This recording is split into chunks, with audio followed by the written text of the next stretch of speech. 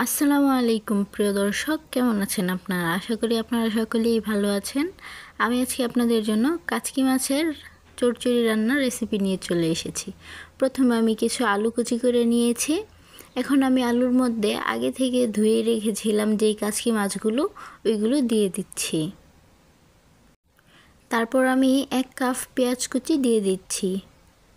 পেঁয়াজটা খুব চিকন করে কুচি করে নিতে হবে।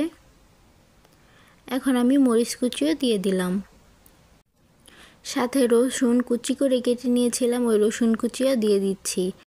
একটা টমেটো কুচি করে কেটে নিয়েছিলাম, ওই টমেটো কুচিও দিয়ে দিলাম। এখন এতে 1 চামচ আদা বাটা দিয়ে দিচ্ছি, 2 চামচ হলুদের গুঁড়ো আর 2 চামচ মরিচের গুঁড়ো দিয়ে দিলাম, আর 1/2 চামচ গরম মশলা গুঁড়ো দিয়েছি। আপনারা চাইলে এটা স্কিপ করতে পারেন। পরিমাণ মতো লবণ দিয়ে দিলাম, আর এতে সয়াবিন তেল দিয়ে এখন আমি এটা ভালোভাবে মেখে নেব। এই তো দেখতেই পারছেন আমি খুব আলতোভাবে সবগুলো উপকরণ একসাথে মেখে নিচ্ছি। এগুলা খুবই হালকা হালকাভাবে মেখে নিতে হবে, নয়তো মাছগুলো ভেঙে যাবে। প্রিয় দর্শক, ভিডিওটি না টেনে সম্পূর্ণ দেখতে থাকুন। আর আমার ভিডিওগুলো যদি আপনাদের কাছে ভালো লাগে তাহলে অবশ্যই আমার চ্যানেলটিকে সাবস্ক্রাইব করে দিবেন এবং পাশে থাকা বেল আইকনটি বাজিয়ে দিবেন। এই তো মাখা শেষ। এখন আমি চুলায় একটি কড়াই বসিয়ে দিয়েছি। কড়াইটা গরম করে আমি এতে পরিমাণ মতো অল্প একটু তেল দিয়ে দিয়েছি। এখানে তেলটা কমই দিতে হবে, কারণ আমি মাখার সময়ও তেল দিয়েছিলাম। এখন তেলের মধ্যে আমি আস্ত জিরা দিয়ে দিয়েছি। এখন জিরাটা আমি একটু ভেজে নেব। এই পর্যায়ে আমি আগে থেকে মেখে নেওয়া উপকরণগুলো এতে দিয়ে দিচ্ছি। এখন আমি সবগুলো উপকরণকে তেলের সাথে ভালোভাবে নেড়েচেড়ে মিশিয়ে নিচ্ছি। তবে এই কাজটা খুবই আস্তে আস্তে করতে হবে।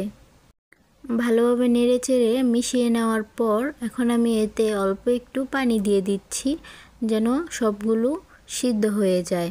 এ পর্যায়ে আমি এগুলা একটু ঢেকে দেব।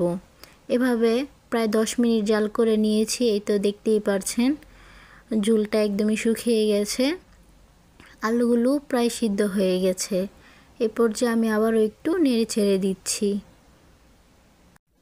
প্রিয় দর্শক, আমার ভিডিওগুলো যদি ভালো লাগে তাহলে অবশ্যই লাইক, কমেন্ট, শেয়ার করে দিবেন। আর পরবর্তীতে কিসের রেসিপি চান অবশ্যই কমেন্ট করে জানাবেন।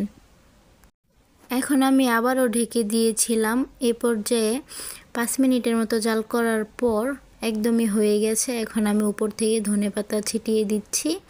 ধনেপাতা দিয়ে আমি হালকা একটু নেড়েচেড়ে নামিয়ে নেব। প্রিয় দর্শক, আপনারা এইভাবে বাসায় রান্না করে খেতে পারেন, খুবই সুস্বাদু হয়েছে।